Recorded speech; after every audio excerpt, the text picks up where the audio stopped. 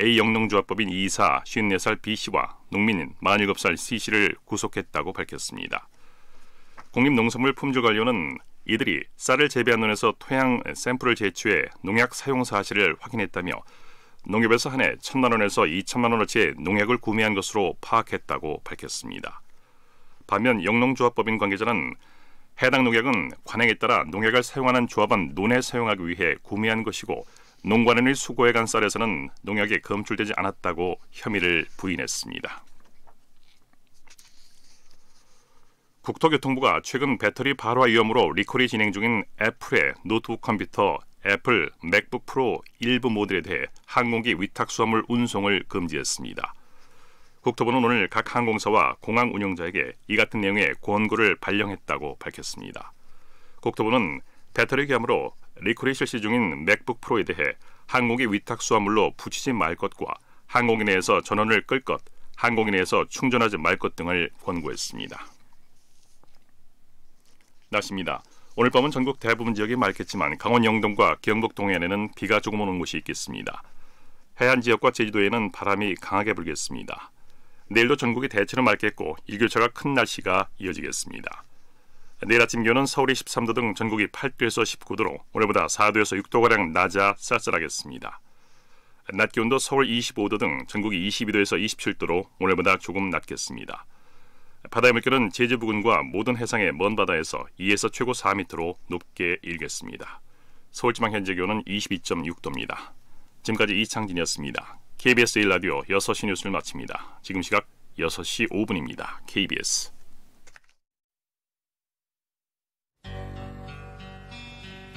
지극정성을 다하는 국민의 방송 KBS 김용민 라이브. 이 프로그램은 여러분의 소중한 수신료로 만들어지고 있습니다. 김용민 라이브 오디오 파노라마. 나와서 6년 반이 되니까 바닥을 빡빡 기어보니까 이게 살 나라가 아니구나. 6년 전 2013년 박근혜 정부 당시 MBC 사장직에서 해임된 김재철 전 사장. 지금은 자유한국당 정치인이 돼 활동 중인데 9월 17일 청와대 앞 황교안 당대표 농성 현장에서 연설하는 중 갑자기 MBC 최승호 사장을 소환하고 최승호 사장이 적폐인가 아니면 자신이 적폐인가 청중들에게 묻기도 지금도 묻고 싶어요. MBC 사장 최승호가 적폐냐 김재철이가 적폐냐 묻고 싶습니다 여러분. 김재철 전 사장 자신이 운영하는 유튜브 방송 단디에라에서 한마디 MBC 사장은 이래야 한다. 이 리더는 정말 중요합니다. 능력 없는 자는 쓰면 안 됩니다. 자기 적이라도 나를 반대하더라도 자기 적이라도 나를 반대하더라도 내 품에 안고서 능력을 써야 됩니다. 그게 지도자입니다. MBC 사장은 그렇게 해야 됩니다. 왜냐? 지도자이기 때문에 그렇습니다. 자신을 반대해도 MBC 사장이라면 끌어안아야 한다는 김재철 전 사장. 그런데 본인이 사장으로 재임할 때 그가 재직했던 지난 3년 해직자는 9명, 정직 등 중징계를 받은 사람도 200명이 넘습니다. 단지 공영방송을 살리자고 파업에 참여했다는 이유만으로 상당수 조합원들은 현업에서 쫓겨나거나 강제 교육을 받아야 했습니다. 재작년 10월 검찰에 출석했을 때 제가 최소한 제가 있을 때만 해도 제가 3년 1개월간 사장으로 재직했는데요. 제가 부당 인사를 한 적은 없습니다. MBC가 2012년에 MBC 역사상 1조 8천억 원을 제가 처음 달성했습니다. 시청률 1등이었고요. 그런데 갑자기 그 노조가 파업을 했습니다. 다시 9월 17일 대표님이 머리를 잘랐습니다. 삭발을 했습니다. 이제는 다 가서 물어봐야 됩니다. 누가 적폐냐고. 이제는 오직 나가는 길밖에 없습니다. 강해 강 앞에 서서 죽느냐 사느냐 하나밖에 강을 언급해서 그런데 갑자기 떠오르는 김재철 전 사장의 발언. 2009년 이명박 정권 당시 MBC 사장에 임명됐지만 노동조합이 출근 저지를 받던 상황. 남자의 약속은 문서보다 더 강한 게 말입니다. 약속을 지키지 못하면 우리 사원들이 한강에 저를 매달아서 버리세요. 한강에 저를 매달아서 버리세요. 다시 9월 17일. 제가 황교안 하면은 황교안과 같이 간다 소문만 외쳐주십시오. 황교안! 같이 간다! 같이 간다! 같이 간다! 황교안 대표와 같이 가듯 자신을 비판하는 사람도 MBC 사장이라면 끌어안아야 한다던 김재철 전 사장. 혹시 이 사람을 기억하는지. 2012년 3월에 해고되던 그날 이후로 단 한 번도 오늘이 올 것을 의심해 본 적이 없습니다. 왜냐하면 우리는 정정당당한 싸움을 했고요. 정의를 대변해 왔다고 생각했기 때문입니다. 해고의 충격으로 마음의 병, 복마감을 얻어 끝내 짧은 인생을 마감한 이용마 기자. 이용마 기자 타계 직후 자유한국당 집회 현장에서 김재철 전 사장을 만난 길바닥 저널리스트. 계속 물어보는데. 이용마 기자한테 미안한 마음 전혀 없으신가요? 네? 한 말씀 해주시죠. 예? 손살을 치며 사라지는 김재철 전 사장.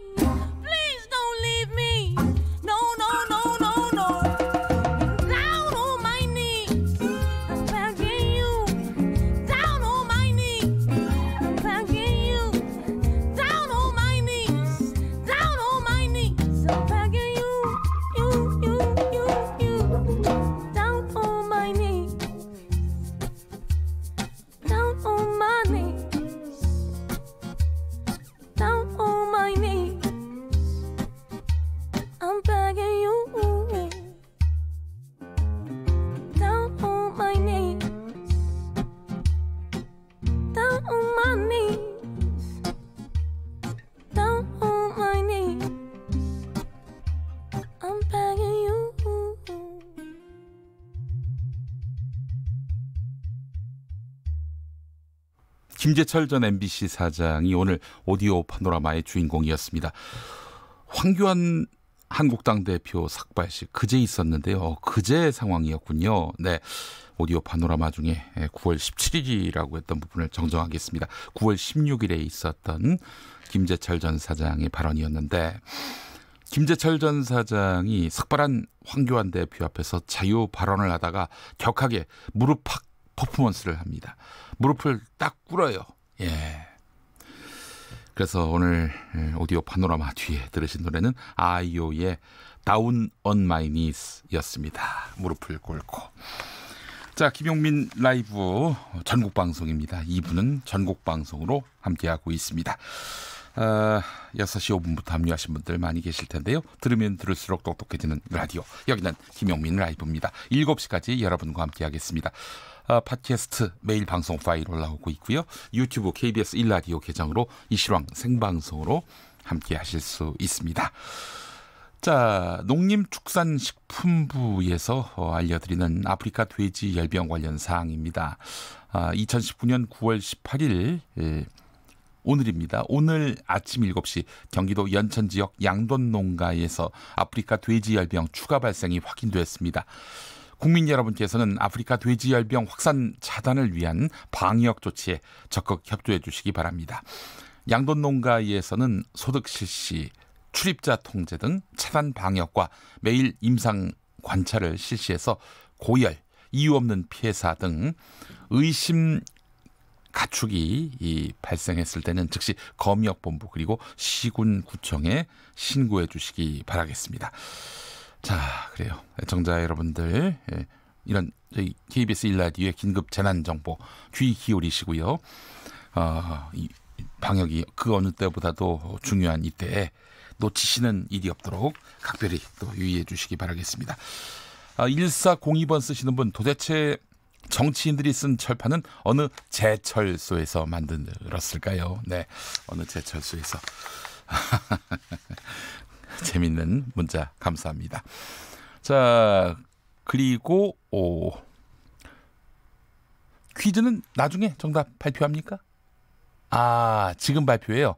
그럼 저기 실로폰을 가져와야 될 텐데, 예, 실로폰을 제가 못 가져왔습니다. 잠깐만 기다리십시오. 아이고, 이 준비를 좀 제대로 했어야 되는데, 제가 못했어요. 예, 죄송합니다. 예, 나 참 이거면 이 준비를 했어야 되는데, 예, 자, 실로폰 가져왔습니다, 여러분. 자, 지금부터 퀴즈 정답자 만나보도록 하겠습니다. 퀴즈 정답은 사우디아라비아죠. 네, 자, 그래요. 8596번 쓰시는 분, 정답 트리니다드 토바고. 자, 그리고 김지일님, 사우디 아라비안 나이트. 네, 그리고 1947번 쓰시는 분, 사우나. 네. 예전에 어떤 전직 대통령께서 야당 총재하실 때 말이죠, 사우스 차이나 모닝 포스트 신문을 말해야 되는데 너무 기니까 그냥 사우나 신문이라고 축약하셨던 네. 그런 분이 있었습니다. 그립네요, 그분. 자, 그리고 한규봉님, 아싸라비아. 네. 자, 그리고 8218번 쓰시는 분, 이란. 네. 자, 3405번 쓰시는 분, 이스라엘. 자, 그리고 6435번 쓰시는 분, 스무디 아라비아. 자, 그리고 2861번 쓰시는 분, 알리바바와 알라딘의 램프. 자, 그리고 7081번 쓰시는 분, 사우디 아람코. 그리고 3061번 쓰시는 분, 사우디 어레이비어. 네, 이게 원어 발음이다 이렇게 우겨도 이겁니다. 예. 자, 5496번 쓰시는 분, 사우디요. 드론으로 공격이라니 무섭습니다. 평창 동계올림픽 때 드론 오륜기 정말 멋졌는데요. 그래요, 드론의 가장 아름다운 모습을 평창에서 보여줬죠. 드론의 가장 무서운 면모를 또 사우디에서 발견하게 됩니다. 사우디라고만 했는데 이거 저기 사우디아라비아라고 보내신 분들에 비해서 좀 정성이 없습니다. 자, 그래서 네. 자, 그리고 2143번 쓰시는 분, 사우디아라비아 부디 중동 전쟁으로 확산되지 않길 바랍니다 말씀하셨고요. 2612번 쓰시는 분, 싸우지 마라. 자, 웃겼다고 딩동댕은 아닙니다. 예, 자 정답 맞히신 분들 사우디아라비아 축하드리겠습니다. 자, 정답은 사우디아라비아였습니다. 자, 맞히신 분들께 저희가 모바일 커피 쿠폰 보내드리는 거죠. 네, 축하드리겠습니다. 선물 받으실 분은요, 김용민 라이브 홈페이지에 그 명단 올리니까 오셔서 확인하시기 바라겠습니다. 라디오 정보센터 다녀오겠습니다. 정한나 씨. 여야 교섭단체 3당 원내대표가 내일 만나 20대 국회 마지막 정기국회 구체적 일정을 조율합니다. 여야는 일단 오는 23일부터 나흘간 실시하려던 대정부 질문은 오는 26일부터 진행하기로 합의했습니다. 더불어민주당 이해찬 대표는 총선이 사실상 6개월 남았다면서 당도 총선 준비를 철저히 준비하겠다고 밝혔습니다. 자유한국당과 바른미래당이 조국 법무부 장관 일가를 둘러싼 의혹을 규명하기 위한 국정조사 요구서를 국회에 공동으로 제출했습니다. 조국 정국의 캐스팅보트로 떠오른 민주평화당과 대한정치연대가 자유한국당과 바른미래당의 국정조사 참여 요청에 성급하다, 검찰 수사를 지켜보겠다며 유보적인 태도를 밝혔습니다. 홍남기 경제부총리가 사우디 원유시설 피복에 더해 아프리카 돼지열병까지 발생하면서 어려운 우리 경제에 위험 요인이 추가됐다고 말했습니다. 따라서 범정부적인 강력한 초동 방역 조치와 함께 돼지고기 등 축산물 가격 동향을 살피면서 유사시 가격 안정 대책을 마련하는 등 철저하게 대처하겠다고 밝혔습니다. 나카무라 구니하루 일본 무역회 회장은 오늘 정치 문제와는 별개로 한일 경제인들이 손잡고 나가는 자세를 보여주는 것이 중요하다고 말했습니다. 지금까지 정보센터 뉴스 정한나였습니다.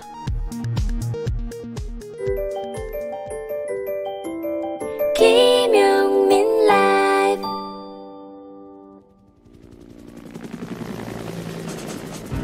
대한민국 국회의원의 하루 24시간 1440분 86,400초 1분 1초도 허투루 쓰지 않는 국회의원들의 일거수일투족을 가장 가까운 곳에서 따라가 보겠습니다. 국민을 위한 소중한 시간 국회의원 24시. 자, 오늘 함께해 주실 분은 정의당 여영국 의원입니다. 어서 오십시오. 네, 안녕하세요. 네, 여영국 의원님. 정기국회 시작했는데 네. 바쁘시죠? 아니요. 안 바빠요? 네. 아니, 안 바쁠 수가 있습니까? 아니, 저는 바쁜데. 네. 이 국회 일정 때문에 일정을 제대로 못 잡고 있습니다. 뭐 예를 들면 내일 1시 반에 교육위원회가 잡혔다가 네네네. 또 갑자기 취소가 24일로 또 변경이 되었습니다. 그래 24일? 24일이면 벌써 다음 9월 주. 다 갔네. 예. 네. 그래서 이게 뭔가 국회 정상적으로 돌아가면 그 일정에 맞추어서 네. 국회 일정도 보고 다른 일정도 이렇게 좀 하면 되는데 네. 이 국회가 지금 제가 들어온 지 오늘이 꼭 168일째입니다. 네네. 제가 하루하루 헤아리고 있습니다. 아, 그래요? 한 번도 정상적으로 돌아간 적이 없고 잡혔다가 뭐가 또 변경되고 취소되고 네. 이러니까 저는 또 이 지역구가 창원이다 보니까 네. 아직 여기에 무슨 기반을 두고 있거나 네. 이 일정이 날아가 버리면 네. 그냥 좀 벙 찌는 겁니다. 네. 그래서 뭐 방송이라도 자주 불러주시면 할 건데.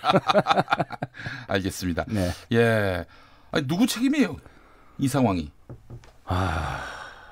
뭐 삭발 책임? 삭발 책임? 네. 아이고, 구체적으로 얘기해 주세요.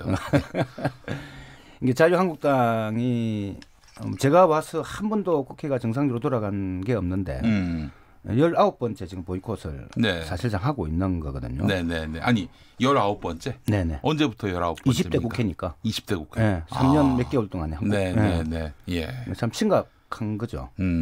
그래서 지금 정기국회가 진행이 되었으면 이미 오늘이 수요일이지 않습니까? 네네. 오늘은 자유한국당 원내대표 대표연설이 있어야 됩니다. 오, 그렇죠. 네. 교섭단체 대표연설. 그렇습니다. 예. 그래서 이제 원래 이렇게 합의가 되었었거든요. 네. 그런데 이게 이제 조국 그 법무부 장관 네.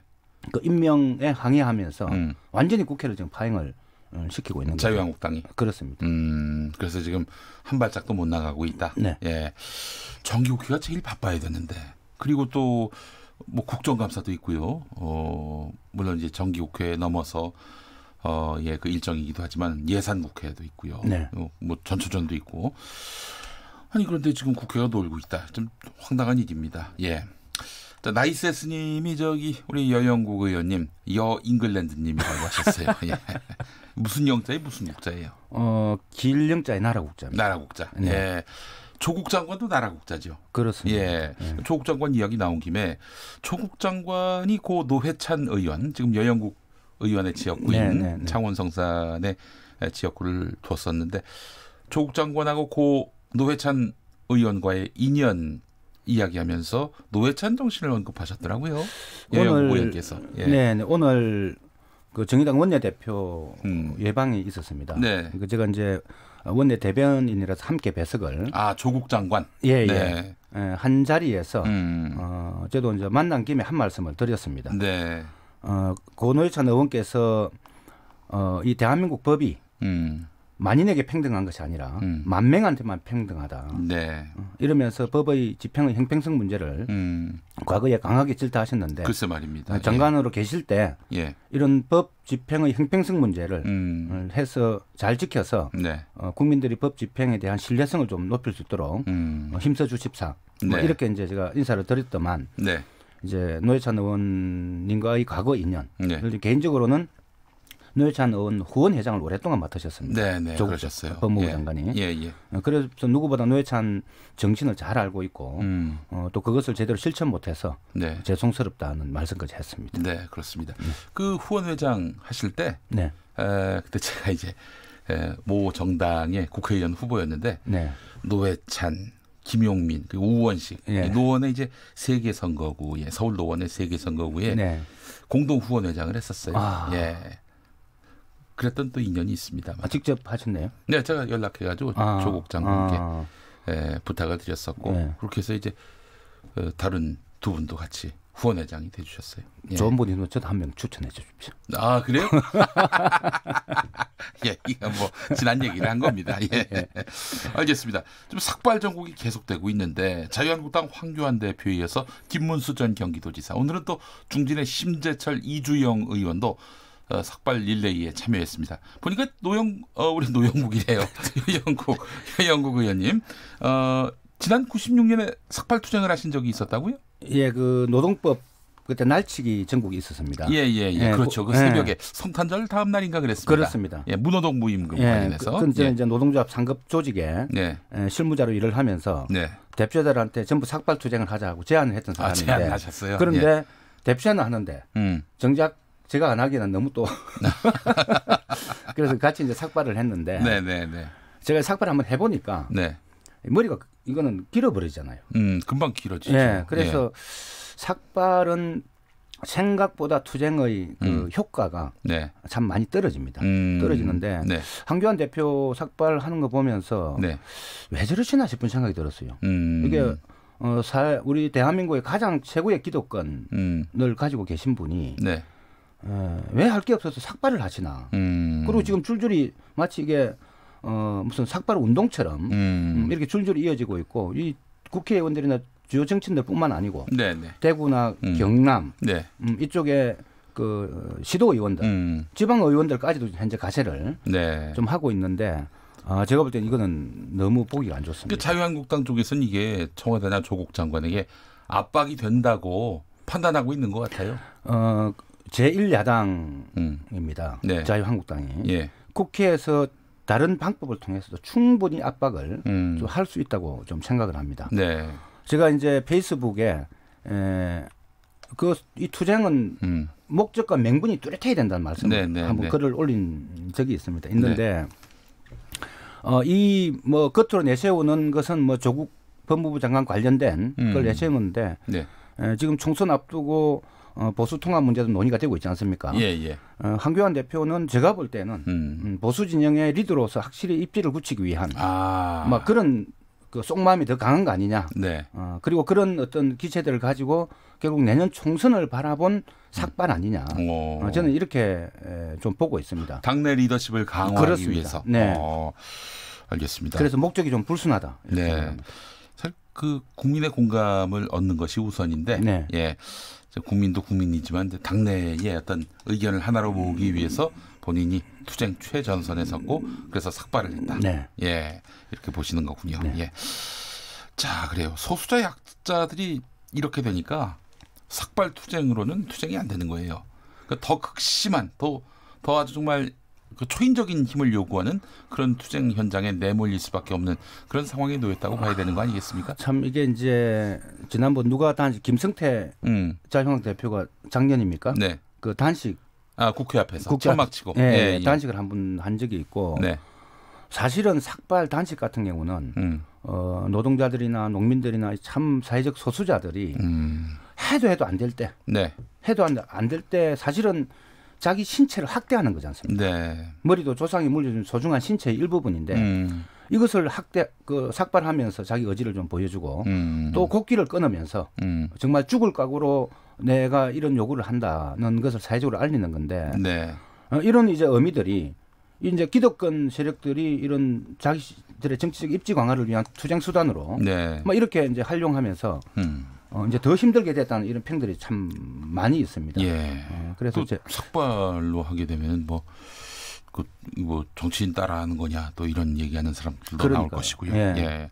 자, 그나저나 지금 강남역 내거리에 있는 네. 김용희 씨, 예. 삼성 해고 노동자 네. 이분 같은 경우 지금 오늘이 100일이에요. 예. 뭐 정치권에서 어떻게 좀 나서야 되는 거 아닙니까? 저분은 죽어서 내려오겠대요. 저도 이제 뭐 직접 크레인 타고 올라가기도 했고, 네.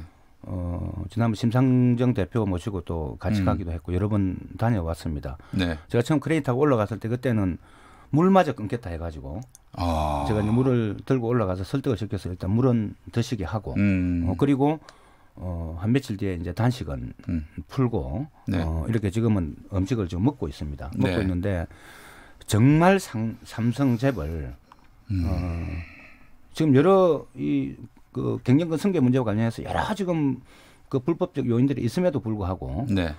지금 처벌을 제대로 안 하고 있지 않습니까? 네. 구속됐던 이재용 회장도 풀어주고 그럼 적어도 그분이 지금 정년이 지났습니다. 네. 정년이 지났는데 7월로 넘어갔다고 하더라고요. 그렇습니다. 예. 적어도 막 그런 고통을 안겨서 미안하다고 사과 정도 하고 명예복직이라도 단 하루라도 시켜서 정말 퇴직할 수 있도록 네. 이렇게 하는 게 참 저는 가장 인간된 도리라고 생각을 합니다. 네. 근데 삼성이 지금 꿈쩍도 안 하고 있는 이런 상황에 대해서 저희들도 각계각층을 통해서 이야기를 하고 있는데 네네. 참 말이 잘 안 먹혀서 좀 답답한 그런 현실입니다. 알겠습니다. 자, 그래요. 이 여야가 정기국회 일정을 합의하면서 국정감사 일정도 드디어 잡혔습니다. 다음 달 2일부터 이제 시작이 될 텐데 국정감사 준비 잘 되고 계신지요? 예, 지난번 제가 한번 요 자리에 출연해서 네. 이번 국정감사 때 가장 힘들게 일하는 대학 내에 청소 경비 시설 노동자들의 처우 문제를 좀 전면화시켜 보겠다. 이렇게 하고 지금 어제도 제가 서울대학교를 직접 방문을 했습니다. 글쎄 거기서 한 분이 돌아가셨잖아요. 예, 지난번 휴게소 돌아가신 그 휴게소 직접 가봤는데 어떻게 그런 공간을 휴게실을 하고 저는 이제 청소 도구를 넣어놓기도 청소도구도 그 방 안에 들어가 있었던 거예요? 참 깝깝한 그런 공간에 사람이 거기 3명이 쉰다는 게 냄새도 나고요. 아예 뭐 창고였군요. 그런 곳이었고 또 바로 같은 건물에 있는 그 식당을 가봤습니다. 식당에 이제 그 일하시는 분들이 여성분들이 8분이고 또 남자분도 있고 한데 화장실 변기 하나. 휴게실, 샤워실 하나, 한 명이 다 쓸 수 있는 거죠. 그걸 다 공동으로 사용을 하고 있었습니다. 그 휴게실도 굉장히 조그만하고, 그러니까 공간이 좁으니까 이분들이 식당 그 밥 다 먹고 나면은 식당 의자에서 뭐 쉬고 이러신다더라고요. 그게 굉장히 좀 불편한 거죠. 그래서 그런 환경을 직접 제가 보고 왔기 때문에 그걸 좀 더 이번 국정감사 때 모든 대학에 최소한 일하는 사람들이 좀 쉴 수 있는 공간이라도. 그래서 이 사실 교육기관이란 게 뭘 더 가르치고 이런 것보다도 당장 교육 안에서 일하는 사람들의 불평등한 모습이 보여지는 자체가 가장 비교육적인 것이죠. 반교육적이죠. 그렇습니다. 그래서 그런 좀 이런 일하는 사람들의 그 처우를 노동권을 존중해주면서 그 자체가 바로 교육으로 될 수 있도록 이런 환경을 만드는데 이번에 집중을 해볼 생각입니다. 그래요. 갑자기 또 노회찬 의원이 생각이 나는데 국회 청소노동자들의 휴게실을 없앴잖아요. 없애려고 할 때 그때 노회찬 의원이 그럼 우리 방에 와서 쉬시라. 그랬던 거 아닙니까? 네. 아, 참. 지금 그 국회에 청소 노동하시는 분들은 정직원이 됐고요. 그렇습니다. 예, 노회찬 의원이 또 도와주셔가지고. 저도 이제 국회에 와서 그런 노회찬 의원님의 정신을 계승한다는 차원에서 가장 먼저 그 국회 청소 노동자들을 초대해서 식사를 함께 나눈 적이 있습니다. 아, 그렇군요. 그러면서 또 국회 밖에 청소 노동자도 챙기시는 일들을 하고 계시고요. 알겠습니다. 아유, 하실 일 많네요. 하실 일 많은데 지금도 국회는 제대로 안 돌아가고 있고 하여튼 뭐 상황이 그렇다 하더라도 거기에 또 지배당하지 마시고 또 국회의원으로서 하실 일 잘해 주시길 바라겠습니다. 우리 정민호 님이 국회의원 세비를 출근하면 주는 일당제로 바꾸면 안 되겠습니까? 이런 의견 주셨고, 어떤 정치자분인지 지금 페이지가 넘어가가지고 찾지 못하고 있는데 앞으로 단식 투쟁하지 말고 장발 투쟁을 하자. 장발 투쟁. 단식 투쟁, 단식이 아니라 죄송합니다. 삭발 투쟁을 하지 말고 장발 투쟁을 하자. 장발 투쟁. 삭발 투쟁을 하면은 금방 또 머리카락이 자라잖아요. 그렇습니다. 장발 투쟁을 하면은 가만히 시간이 갈수록 계속 머리카락이 자라기 때문에 눈에 확 띄고 투쟁이 효과가 크다. 이런 의견도 보내오셨습니다. 알겠습니다. 오늘 정의당 여영국 의원과 함께했습니다. 창원 성산 지역구의 여영국 의원 수고하셨습니다. 네, 고맙습니다. 네, KBS 1라디오 김용민 라이브 교통정보센터 가보겠습니다. 공인혜 씨입니다. 네, 이 시각 교통정보입니다. 가장 빠른 길은 양보운전이라는 것 알고 계시죠? 마음이 급해지기 쉬운 퇴근길에 사고가 잇따라 발생하고 있습니다. 서울 시내 올림픽대로 잠실 쪽 가양대교 부근 4차로에서 사고 처리 중이라 행주대교부터 밀리고 있고요. 더 내려가 반포대교부터 영동대교 사이로도 교통량이 많습니다. 반대 공항 방향으로는 영동대교부터 가양대교까지 1시간, 강변북로 일산 쪽도 같은 구간 1시간 정도 예상됩니다. 분당수로 청담대교 쪽은 탄천 1교를 막 지난 2, 3차로와 갓길에서 트럭에 불이 난 사고를 처리하고 있습니다. 복정 나드목부터 시속 10km를 못 내고 있고요. 서울 외곽고속도로 판교에서 구리 쪽 강일 나드목의 화물차 사고 처리 작업이 길어지면서 서남 나드목부터 8km 구간이 꽉 막혀 있습니다. KBS 교통정보센터였습니다.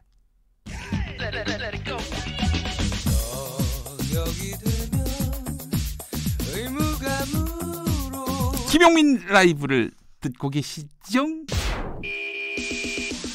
처음에 만난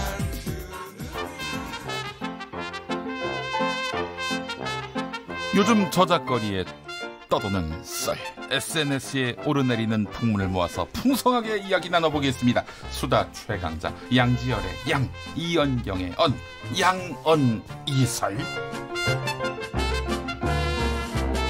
네, 양지열 변호사님 어서 오세요. 네, 안녕하세요. 이연경 위키트리 방송위원 어서 오십시오. 네, 안녕하세요. 네, 두 분과 함께하니까 벌써 수요일임이 직감이 됩니다. 한 주에 절반이 무사히. 이틀만 고생하시면서. 그렇습니다. 예, 그렇습니다. 또 우리 양지열 변호사님 4시에 KBS 1TV 사건건에 나오시더군요. 예. 아니 왜 감찰을 하고 그러세요? 아니 여기 보이니까 뭐 감찰할 것도 없이 그냥 다 봤습니다. 네네네. 통상 그렇지 않습니까? 예.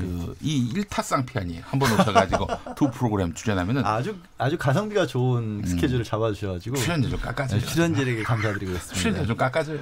또 얼마나 주신다고 또 그러세요? 청취자분들이 오해하세요. 네. 알겠습니다. 예. 자, 그래요. 이연경 의원도 저기 딴 프로그램 나오는 걸로 알고 있습니다. 전 한밤중에. 한밤중에. 예. 김성환의 시사야. 네. 무슨 요일에 나오세요? 매일 나옵니다. 매일 나오세요? 네. 오, 그렇구나. 오늘 밤에도. 네, 오늘 밤에도. 그렇구나. 그럼 수요일은 좀 출연료 좀 깎아줘요. 아니 왜 압박받고 계세요? 왜 그러세요? 뭐 제작진에게 압박 들어왔어요. 가성비 최고의 방송이 되기 위해서 애를 써야 됩니다. 요즘 경제가 어렵기 때문에. 또 그렇고 여기 저 예산 많이 쓴다고 또 누가 뭐라고 할 것 같아가지고 일이 미모사군요. 예, 그렇습니다. 예, 작은 일에도. 예. 자, 지난 금요일에 그 두 분과 함께 최영일 평론가가 나와가지고 추석 밥상을 들었다 놨다. 유튜브에서 반응이 아주 뜨거웠다고 합니다.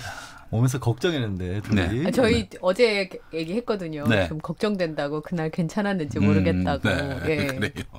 이게 이 집안이 진짜 집안이었다면은 풍비박상이 나도 났을 것이다 이런 얘기도 있었고요. 예, 알겠습니다. 자, 양언 이설 함께하겠습니다. 양재열 변호사님. 네. 요즘에 지금 각종 커뮤니티 게시판 들어가 보니까 익성이라는 말이 막 돌아요. 익성이라는 회사 이름이죠. 예, 사실은. 익성이 도대체 왜 화제가 되는 건지 좀 말씀해 주시겠어요? 왜냐하면 이제 지금 이제 조국 장관과 관련된 논란 중에서 뭐 흔히들 2라운드라고 부르더라고요. 네네. 가장 뜨겁게 오른 부분이 사모펀드 관련인데 과연 이제 그 사모펀드를 만들어서 운영했던 회사가 네. 왜 이 사모펀드를 만들었을까? 그러니까 코링크피라고 알려진 회사가 사모펀드를 몇 개 가지고 있었잖아요. 네네. 그 중에 하나에 이제 조국 장관이 투자를 했고 그다음에 다른 2개의 펀드도 또 있었거든요. 다른 네. 뭐 이름을 가진. 근데 왜 익성이 유명해졌냐면 알고 봤더니 이 익성이라는 회사가 결국 그 사모펀드를 통해서 우회 상장이라고 했던 주체가 아니냐. 그러니까 이제 펀드라고 하는 게 결국 회사 지분을 사서 투자를 하는 건데 예. 회사 지분을 샀을 때 그 회사가 단순하게 운영이 잘 된다고 갑작스럽게 큰 수익이 올라가진 않잖아요. 그렇죠. 그러니까 그 회사를 지분을 사서 상장을 시켜야 주식시장에 공개가 돼야 회사 가치가 확 뛰는데 네. 그 익성이라는 회사가 굉장히 건실한 회사였는데 상장을 못했던 모양이에요. 그게 뭐 지난해 매출만 770억 원이 넘고 순이익만 37억인가 이 정도 거뒀던 왜 그런 회사 상장이 안 됐을까? 그러게요. 그거까지는 알 수는 없는데, 네. 근데 그 회사가 그 코링크 P라고 하는 그 펀드 회사에 네. 투자 회사에 종잣돈을 냈던 회사인 거고 거기가 이제 혹시 거기가 주된 이렇게 보면 그 회사의 역할을 했던 게 아니냐. 지금 언론 보도를 보면 조국 장관 그러니까, 부인이 네. 실소유주 아니냐. 근데 이런 이제 얘기가 많은데 그냥 다른 거 모르겠고요. 네. 그 펀드 3개 중에 하나가 이제 배터리 펀드라는 게 있어요. 네네. 배터리 펀드라는 게 있는데 그 밑에 이제 2차 전지라고 하는 사업을 하는 계열사 익성이라는 계열사도 있는데. 네. 그 배터리 펀드에 들어간 돈만 한 80억 원이 넘는데요. 조국 기자가. 그럼 조국 장관이 전체적으로 투자한 게 뭐 또 동생이나 뭐 이렇게 빌려줬다 이런 거까지 다 해도 한 20억 되잖아요. 네네. 20억 대 펀드 중에 한 곳에만 80억.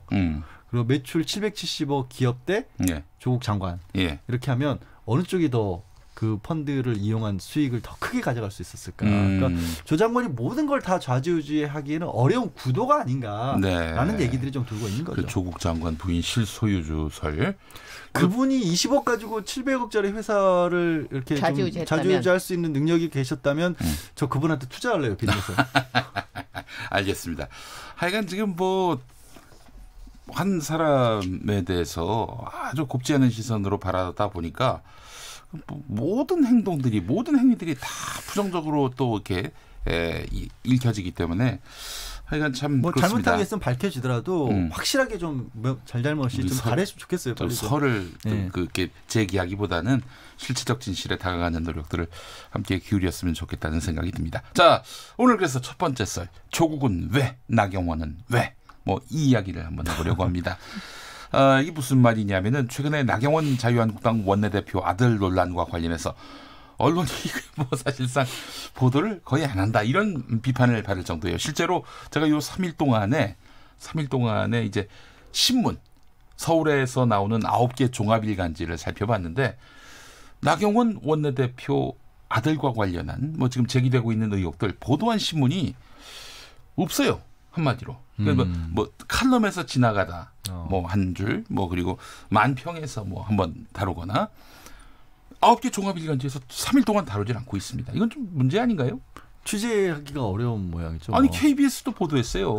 네, 단독 보도가 나왔었죠. 어제도 나오고. 그것도 있는 것만 보도해도 되잖아요. 예를 들면은 그저께 같은 경우에는 시민단체가 나경원 원내대표를 고발했고 또 어제 같은 경우는 나경원 원내대표가 이건 정말 억측의 마타도다 이러면서 또 맞고발을 하는 그런 양상을 띄었는데 그렇다면은 고발했다. 이런 고발 당했다. 이런 스트레이트성 기사라도 한 줄 넣을 만한데 하나도 없어요. 관심을 못 끄나 보죠. 그거 어떻게 해야 됩니까? 글쎄요.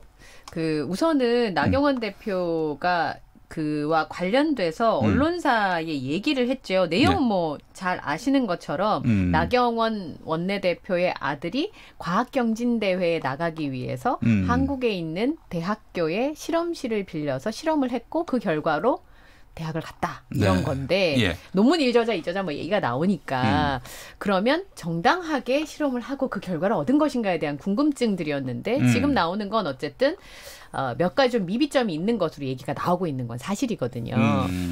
근데 이제 대표적인 게 지금 이제 조국 장관 딸의 논문이 취소된 게 윤리 실험을 거치지 않았다는 거잖아요. 이른바 IRB. 네, IRB. 근데 똑같이 IRB 거치지 않았다는 거고 이걸 저는 신문에서 뉴스에서 본 건 아니고 네티즌 분들이 그 해당 그 과학경시대회 측에 연락을 해서 IRB 안 거치고도 할 수 있어요라고 네티즌이 연락을 하셨더라고요. 그런데 답변이 왔어요. 저는 그래서 SNS에서 봤는데 어떤 경우라도 IRB 안 거친 경우는 있을 수 없다. 우리가 자체적으로 해보겠다라는 얘기를 네티즌 분이 뭐 영어로 보내셨는데 기자분들 중에 영어 메일 보내기가 어려워서 그랬을까요? 그건 잘 모르겠는데. 그건 어제 KBS에서 단독 보도로 그 내용 보도가 됐습니다. 보도가 됐으니까. 실제로 또 지금 네티즌들이 아주 전방위적으로 차마 이 기성 언론에서 다룰 수 없는 그런 그 의문의 영역까지 지금 접근하고 있는 게 눈에 띕니다. 해명하기 어려운 게 이제 나경원 의원 같은 경우에 논문도 아니고 포스터였다고 하고 이제 입시를 위해서 입시를 위해서라고는 아직 정확히 정해진 건 아니니까 과학경시대에 나갔다 그리고 우승상 받았다라는 건데 처음 나왔을 때부터 궁금했던 게 같은 그 내용을 가지고 이태리에 있는 국제 학술 대회에도 발표가 됐어요. 근데 이거는 그야말로 굉장히 세계적인 권위를 가진 학회거든요. 그러니까 거기에 올라갈 정도라면 그냥 본인이 순수하게 그걸 작성을 해서 실험 결과를 가지고 거기에 등재를 했다라면 이분 정말 과학 영재 내지 의학 천재급인 거예요. 근데 단순하게 그게 그냥 고등학생들 저는 그 경시대회라는 데를 사이트에 들어가서 다 읽어봤거든요. 거기는 순수하게 정말 글자 그대로 고등학생들이 미국은 이제 스펙이라고 하는 게 공식적으로 인정되는 스펙들이 있으니까 그 용도로 활용되는 대회예요. 그건 맞아요. 근데 그것과 이 이탈리아인의 학술 대회는 완전히 차원이 다른 건데 그런 부분들은 좀 보도가 있어도 좋을 것 같은데 없네요. 근데 이제 고발이 됐으니까 아마 이후에는 그 내용들이 보도가 될 것 같긴 한데 저는 아까 좀 전에 이제 그 양질 변호사께서 그런 얘기 하셨잖아요. 관심이 없었나 보죠. 그러니까 사실 뉴스가 새로워야 되거든요. 관점이 새롭든 무엇인가 새로워야 되는데 그 새롭다는 건 관심의 반영인데 나경원 원내대표에 대한 관심도와 지금 조국 장관에 대한 관심도가 뭐 어떤 관심도이든 차이가 좀 있지 않나라는 생각이 좀 들기도 해요. 왜냐하면 나경원 원내대표가 이전에 사실 자녀들과 관련된 얘기가 이번이 처음이 또 아닌 부분들이 있고 그 딸 관련해서도 있었고 그리고 또 사실은 그 이번에 설 민심 지난번에 추석 민심 저희 얘기했었잖아요. 밥상 위에 올라온 사람은 사실 조국 장관 외에는 다른 정치인들은 별로 없었습니다. 그 말은 옳고 그름을 떠나서 관심도의 반영이 아닐까라는 좀 생각이 들기도 합니다. 한편으로는. 그래요. 앞서서 저희가 전했는데 이 고려대 입시 때, 대학 입시 때 이 단국대에서 했던 고등학교 시절에 했던 인턴 논문이 제출됐다 안 됐다 이 논란이 있었잖아요. 조국 장관은 낸 적이 없다. 그런데 고려대 관계자는 또 검찰발로 나온 소식에 따르면은 그 목록에 그 논문이 있었다. 근데 이제 사실은 이거는 외국어 잘하는 학생들을 뽑는 건데 논문이 얼마나 영향을 미쳤는가 이거는 뭐 어떻게 계산이 잘 안 돼요. 근데 어쨌든 그것도요. 지금 기사가 2개가 나왔어요. 처음에 이제 검찰에서 수사를 받았다고 하는 입시 관계자의 말을 비롯해서 중대한 영향을 끼쳤을 것이라고 나왔고 또 다른 언론에서 그때도 또 담당했던 다른 분을 인터뷰를 했더니 그거 별로 중요하지 않다고 나와요. 그래요. 그게 제가 오늘은 그 당시에 같은 학번에 같은 대학에 같은 과 입시를 치른 친구랑 제가 오늘 전화 통화를 했는데요. 그러니까 사실 그 시절에 딱 그 자리에 있지 않으면 팩트 말고도 분위기라고 하는 게 있잖아요. 근데 어쨌든 지금 말씀하시는 게 그 당시에 과도기적인 상황이면은 틀림이 없었던 거예요.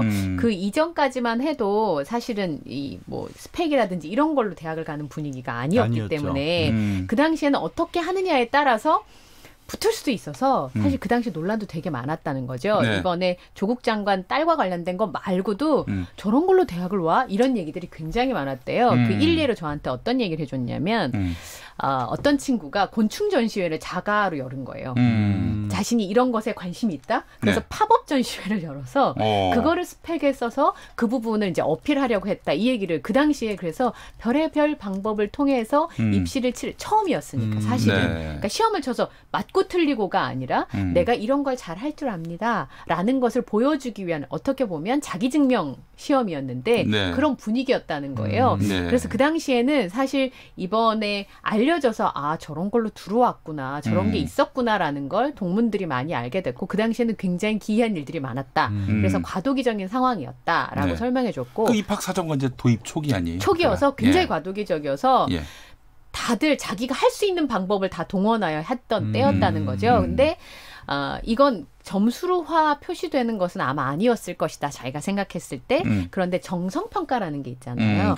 눈에 드느냐 혹은 마음을 주느냐. 면접이라고 하는 게 사실 면접관의 마음이 움직이는 건데 아마 그 부분에 눈길이 가긴 했을 것이다. 그런데 네. 그 당시에 그런 일들이 굉장히 많았다. 자, 그런데 나경원 원내대표 아들 같은 경우에는 이게 저 권위 있는 경진대회에서 수상을 했고 또 그런 연구 실적 같은 것들을 예일대 입시 때 활용했을 가능성이 대단히 높단 말이에요. 그렇죠. 그거 없이 우리 아들이 예일대 들어갔다. 이렇게 만약에 진짜 그런 일이 없었다면은 나경원 대표가 우리 아들 그거 없이 들어갔다. 이렇게 얘기했을 텐데 지금까지 뭐 그 얘기를 제가 듣질 못했어요. 아직. 그런 얘기는 했죠. 그 성적이 우수하게 졸업했다는 얘기는 했죠. 네. 공부 잘했다. 근데 공부 잘했던 거는 뭐 조국 장관 딸도 마찬가지로 공부 잘했어요. 네. 근데 말씀드렸다시피 미국 같은 경우는 우리보다 이게 지금 문제가 되고 있는 게 미국에서 받아들인 거잖아요. 그리고 미국은 그런 시스템이 예전부터 잘 돼 있었고 네. 나경원 원내대표 아들이 다녔던 학교 자체가 그런 걸 굉장히 잘하는 입시 명문이죠. 우리로 치면 이제 살인 명문 고등학교. 그래 그걸로 유명해진 나머지 우리나라나 중국 같은데도 이제 국제학교 형태로 들어와 있는 그런 고등학교이기도 합니다. 그래서 자료를 좀 찾아보고 그러면 진짜 스카이 위에 캐슬에 있는 분들은 한국에 있는 대학 말고 외국 보내려면 그쪽을 다 통하는 게 이건 이제 본교로 미국 간다는 얘기가 아니라 한국에 있는 그런 국제학교로 간다는 그런 데인데 그렇기 때문에 거기를 통해서 어떤 그 경시 대회를 치렀다고 하는 것은 입시에 연관됐을 가능성이 굉장히 높죠. 근데 사실 이게 어떤 식으로 작성되는지는 그 나경원 원내대표에게 실험실 허락해준 동창이라는 분이 다 얘기를 했어요. 본인이 생각해낼 수 있는 아이디어가 아니다라는 얘기도 했고 또 그 실험실 기자재 자체도 그런 거가 존재한다는 것 자체도 일반 고등학생은 알기가 어려울 수도 있는 그런 기자재거든요. 그러니까 얘기를 생각해 보면 실험실에 어느 고등학생이 저 이런 실험을 하고 싶은데 좀 빌려주실 수 있을까요? 해서 그러세요. 할 수 있는 사람이. 아니요. 제 얘기는 이런 실험이라는 그 전제 자체가 있기가 어려운 상황이라는 거예요. 예, 그렇죠. 그러니까 그런 것들이 가능하다라는 거, 그런 것들을 알아볼 수 있는 실험이 있다라는 게 과연 이 학생이 그걸 생각을 해서 실험실을 접촉한 건지 아니면 실험실을 접촉해서 내가 경시대회를 나가려고 하는데 뭐가 어떤 게 있을까요 해서 그쪽에서 제안을 한 건지에 따라서 상황이 많이 달라질 수 있는 거거든요. 네. 그런 부분들은 아까 말씀하신 것처럼 우리 언론이 최소한 좀 짚어야 되죠. 짚어봐야 되지 않을까요? 예. 또 하나의 쟁점 중에 또 이게 있습니다. 또 하나의 쟁점이 있는데 그게 뭐냐면은 그러니까 말씀하신 대로 예를 들어서 뭐 전혀 서울대와 연관이 없는 또 그 교수님하고도 연관이 없는 사람이 우리 애들 저 실험을 할 테니까 실험실 좀 빌려주세요. 이게 안 되잖아요. 네. 우리 애청자분도 실제로 한번 그렇게 전화를 해봤대요. 또 서울대에서 뭐 무슨 말씀하시냐 이렇게 얘기했겠죠. 그리고 또 하나는 그러니까 이제 그 상황에서 그 상황에서 보자면은 나경원 원내대표 아들이기 때문에 사실 그 혜택을 입은 거 아니냐. 또 이 논란이 이제 가능한 거예요. 그리고 지금 얘기했잖아요. 조국 장관 딸 같은 경우도 조국 장관의 그 영향력, 뭐 명성 이것 때문에 딸이 그 단국대 가서 그렇게 인턴한 거 아니냐. 이런 논란이 얼마나 크게 불거졌습니까? 이걸 상대적으로 대칭적으로 보더라도 이거 한번 다룰 수 있지 않겠는가 언론이 하는 생각이 드는데.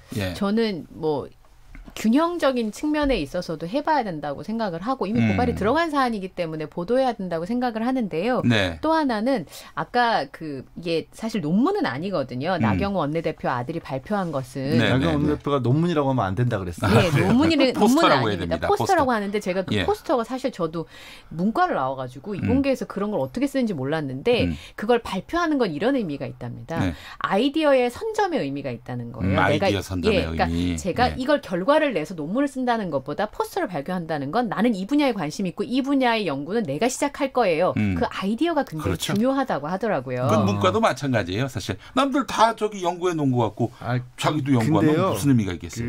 그 과학경시대에 제가 그 응모 요강까지 좀 영어로 돼 있는 걸 굳이 읽어봤거든요. 대단합니다. 굳이 읽어봤는데 그게 그 포스터라고 하는 것은 결론 부분만을 정리해서 낸 거고 아이디어 차원일 수가 없는 게 중간 실험 과정을 노트를 또 별도로 내도록 돼 있어요. 그러니까 그래요? 거의 그 기록 노트를 다 이러저러한 과정을 그래서 사실상 그게 논문이나 다름없고 그 부분을 단지 포스터 형태로 세워서 발표를 해놓고 그 앞에 이제 서 있으면 누군가 물어볼 사람들이 있으면 그런 걸 이제 물어보는 거거든요. 그렇기 때문에 그걸 과학 경시대회에서 그 자료들을 다 가지고 이게 성적이 좋다 나쁘다를 따지는 거지 그거 아이디어 하나만 딱 보고 할 수는 없는 거잖아요. 그러니까 논문을 만들 때 어떤 부분 연구과제를 할 것인가 그 아이디어를 찾는 게 참 어려운 문제인데 그렇죠. 그런 부분에 있어서 얼마나 참신한가를 봐야 되는데 사실은 이번에 제가 궁금했던 건 보통의 사람들은 그 연구실에서 내가 그런 아이디어가 있다고 해서 그 기자들 쓸 수 있나? 그리고 서울대학교는 국립대 아닌가요? 그렇죠. 그러면 국립대 법인. 네. 국립대는 아니고 국립대 법인. 그러면 그 절차를 거쳐야 되는데 그게 그냥 담당 교수가 뭐 아는 사람이 같은 학교 동기라고 하니까 부탁을 했다고도 나경원 원내대표가 얘기했고 그런 게 가능한 건가? 그래도 되는 건가? 거기에 대해서 나경원 원내대표 말씀하신 걸 들어보면 아무 문제의식이 없으신 것처럼 얘기를 하세요. 그러니까 그냥 아들이 공부하는데 실험실이 필요해서 아는 친구 동창에게 전화해서 그건 이제 개인 거일 때는 그럴 수 있잖아요. 그래서 그냥 개인 병원 마치 그 수술실, 수술방 뭐 다 병원 영업 다 끝난 다음에 거기 쓰는 듯이 말씀을 하신 게 사실 인식 자체가 좀 다른 게 아니냐라는 생각을 할 수밖에 없는 거죠. 예. 알겠습니다. 홍선영님, 언론은 장사꾼들이라는 거죠. 장사꾼들한테 왜 무한 자유를 주어서 장사에 도움을 줘야 하나라고 말씀을 하셨고요. 트라스터님, 걱정 마십시오. 일 잘하는 검찰이 예일대 압수수색할 겁니다. 기대가 큽니다. 입시 담당 특수부 검사님들. 네, 지금 뭐 언론뿐만 아니라 검찰도 여하간 좀 곱지 않은 시선을 많이 받고 있는 그런 상황이죠. 예. 네. 알겠습니다. 아이고, 저 어떻게 그 언론이나 검찰 같은 경우 앞으로 어떻게 할 것 같아요? 어떤 걸 나경원 의원 그 관련해서요? 네네네. 지금 뭐 형사부로 배당을 했다고 하던데. 뭐 일반 형사부 배당을 했더라도 고발 사건은 대개 이제 형사부 배당하는 게 정석이죠. 그러니까 조국 장관을 특수부에 수사한 게 특수한 상황이었던 거지. 이 상황은 그냥 통상적인 상황으로 진전이 되는 거고요. 이게 어떤 부분을 짚어야 되는지를 검찰도 아마 그냥은 넘어가기 어려울 것 같아요. 왜냐하면 지난 한 달 넘짓 동안에 뭐가 문제가 되는지를 우리가 선행학습을 잘 했어요. 그래서 그 포인트에 대한 최소한의 뭐 확인도 없이 확인이 반드시 이루어지지 않을까 믿습니다.